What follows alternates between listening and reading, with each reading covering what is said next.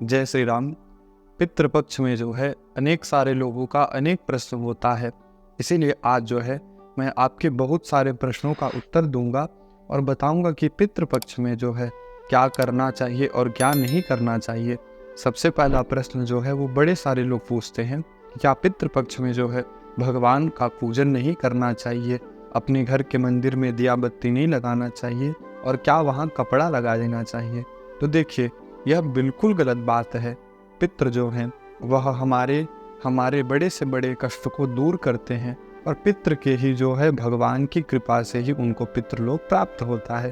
तो इसीलिए अगर आप पितरों की पूजा करते हैं और पितरों की पूजा करने के साथ भगवान का अनादर करते हैं तो इससे आपको केवल और केवल नुकसान ही होगा। किसी शास्त्र में यह नहीं लिखा है कि आप पितृपक्ष में जो है भगवान का पूजन नहीं करेंगे। यहाँ तक ये कहा गया है कि यदि आप भगवान का पूजन करके फिर श्राद्ध करते हैं तो वह श्राद्ध जो है सफल हो जाता है, उस श्राद्ध का अनंत गुना फल प्राप्त होता है। इसीलिए जो है पितृपक्ष में भगवान का नित्य पूजन आरती जरूर करना चाहिए, इसमें कोई संदेह बिल्कुल भी नहीं है। दूसरा प्रश्न है कि श्राद्ध में किन चीज़ों का प्रयोग जो है नहीं करना चाहिए। तो श्राद्ध में शास्त्र में कहा गया है कि चने से बना हुआ वस्तु का प्रयोग नहीं करना चाहिए और कहा गया है कि आप मसूर का उपयोग नहीं करना चाहिए और सत्तू का उपयोग नहीं करना चाहिए। कैथ का उपयोग श्राद्ध में या श्राद्ध में आप भोजन कराते हैं तो उसमें नहीं करना चाहिए। खीरा जो है उसका भी उपयोग शास्त्र में वर्जित कहा गया है।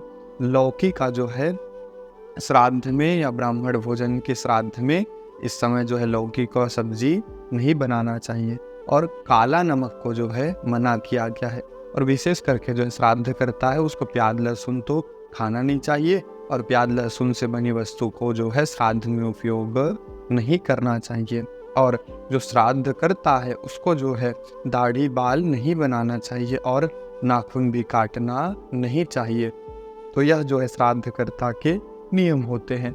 अब श्राद्ध में पितरों को सबसे ज़्यादा प्रिय कौन सी चीज़ें मैं आपको बताऊंगा। श्राद्ध में जो है काला उड़द, तिल, जौ, गेहूँ, दूध से बना पदार्थ जो है पितरों को बहुत प्रिय होता है। नारियल से बना पदार्थ, अदरक, गुड़, नींबू और मीठा जो है ये सभी चीज़ें पितरों को बहुत प्रिय होती हैं। इसीलिए आप पितृपक्ष में इनको जो है ब्राह्मण भोजन भी इनसे करा सकते हैं और इनसे जो है श्राद्ध जरूर करना चाहिए।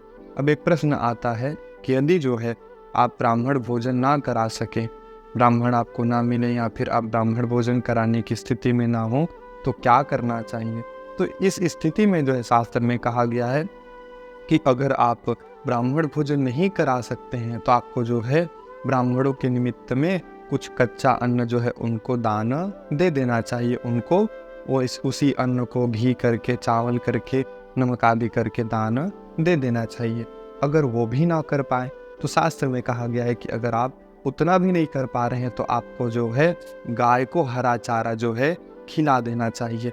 उससे भी जो है पितृ तृप्त हो जाते हैं। लेकिन यह जो है क्रमशः विकल्प होते हैं। अगर आपके पास ब्राह्मण है भोजन करने के लिए, वह शुद्ध ब्राह्मण है, वैदिक ब्राह्मण है, तो उनको भोजन जरूर कराइए। अगर ना हो तो फिर जो है विकल्प लिया जा सकता है। अब एक और प्रश्न बड़ा आता है कि क्या जो है केवल बड़ा भाई ही पितरों को माने। तो देखिए, जब घर में बंटवारा होता है तो सब भाई बराबर बराबर हिस्सा मांगते हैं। कोई ये नहीं कहता है कि बड़ा भाई है तो इसको ज़्यादा पैसा दे दो। तो इसीलिए शास्त्र का वचन है कि बड़ा भाई तो तर्पण करे ही करे, पिंडदान को वही करे। लेकिन उनके जो भाई अलग हो गए हैं, जिनका घर अलग है, जिनका चूल्हा अलग है, उनको भी तर्पण अलग करना ही चाहिए। तर्पण तो सभी के लिए है, हर व्यक्ति तर्पण कर सकता है, तो तर्पण जरूर करना चाहिए। पितरों के निमित्त में उनको दान आदि जरूर करना चाहिए, चाहे वह मंझला भाई है चाहे छोटे भाई है, उनको विशेषकर अपने घर में तर्पण श्राद्ध जरूर करना चाहिए। अगर आप छोड़ते हैं तब आपको जो है समस्या आएगा। अब एक बड़ा प्रश्न आता है कि श्राद्ध में किनको भोजन कराना चाहिए। तो देखिए, जिनकी माता जो है यदि सौभाग्यवती थी और उनका मृत्यु हुआ है तो उनके निमित्त में जो है सौभाग्यवती स्त्री को पति के साथ भोजन कराना चाहिए। अकेले माताओं को भोजन नहीं कराना चाहिए। और जिनकी माता जो है यदि जिनका श्राद्ध है और वह उनके पति का भी देहांत हो गया, पिता का भी पहले से, और माता जो है विधवा थी और उनका श्राद्ध करना है, तो उसके लिए भी जो है ब्राह्मण को भोजन कराना चाहिए। हमारे शास्त्र में माताओं को कभी अकेले भोजन कराने का विधान नहीं बताया गया है। हाँ, आपकी भावना है तो आप अनेक सारे माताओं को भोजन करा लीजिए, आप 100 माताओं को भोजन कराइए, उनको दान दीजिए, प्रेम से उनको खिलाइए, लेकिन ब्राह्मण भोजन का विधान बताया गया है।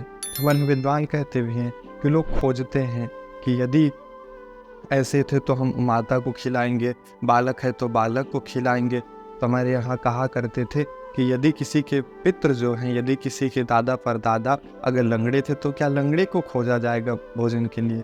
तो इसीलिए यह जो है बिल्कुल व्यर्थ की बातें होती है। ब्राह्मण भोजन कराना चाहिए केवल यदि सौभाग्यवती स्त्री हैं तो उनके लिए जोड़ा ब्राह्मण को भोजन कराना चाहिए। अकेले माता को भोजन कराने का विधान नहीं बताया गया है। तो शास्त्र में श्राद्ध कर्म का यह कुछ जो प्रश्न है, आशा है आपके उत्तर जरूर मिला होगा। जय श्री राम।